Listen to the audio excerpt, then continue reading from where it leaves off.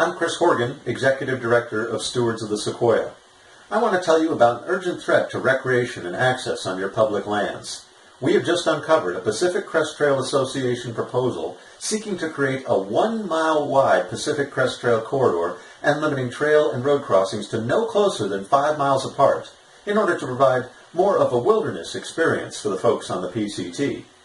This will likely result in the elimination or severe restriction of all forms of recreation and land management within the area in 3 national forests, including the Sequoia. In other words, the PCT proposal is trying to create de facto wilderness without the consent of Congress. The PCT proposal could remove 21 square miles of land from multiple use in the Sequoia National Forest alone. This could also lead to the closure of 20 to 30% of the existing multiple-use trails and roads that you and your family may enjoy.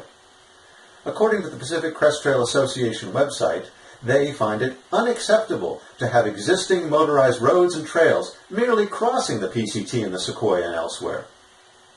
The PCT proposal also requires lands within the Pacific Crest Trail viewshed, and you can see a long way from those mountaintops, be managed to higher visual quality at taxpayer expense, while likely restricting the Forest Service from performing much-needed management to reduce wildfires. They even want to prohibit hiking and horseback events on the PCT.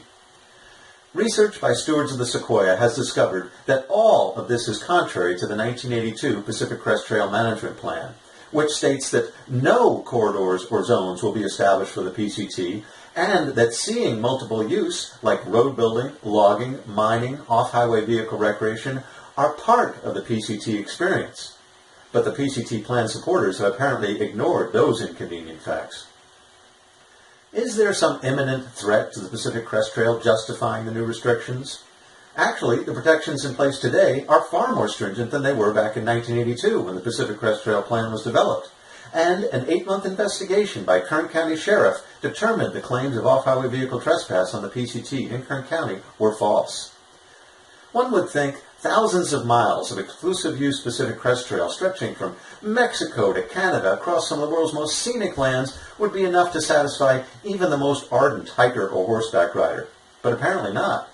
Today, the PCT contingent wants to take more lands and prohibit where existing multiple uses are enjoyed by the majority of the people and their families, just so the few on the PCT do not have to hear or see anyone else on public lands. We need your help. Please make a donation to stop the PCT Land Grab. Your support will enable Stewards of the Sequoia to educate decision makers and land managers by providing them with the facts to stop the PCT Land Grab. Without your help, the future of your public lands may be decided based on false PCT information. Unless we put an end to the PCT Land Grab proposal, it may be used as the guideline for every western national forest, in effect creating a 2,650 square mile corridor of new restrictions in an area more than twice the size of the state of Rhode Island. You can also call the Pacific Crest Trail Association at 916-285-1846 and tell them they need to stop trying to take our few remaining multiple use lands. They need to remove their overly restrictive PCT proposal from the Forest Plan revision and instead support the language provided by Stewards of the Sequoia. Thanks for taking action, and together we can take back our public lands for all to enjoy.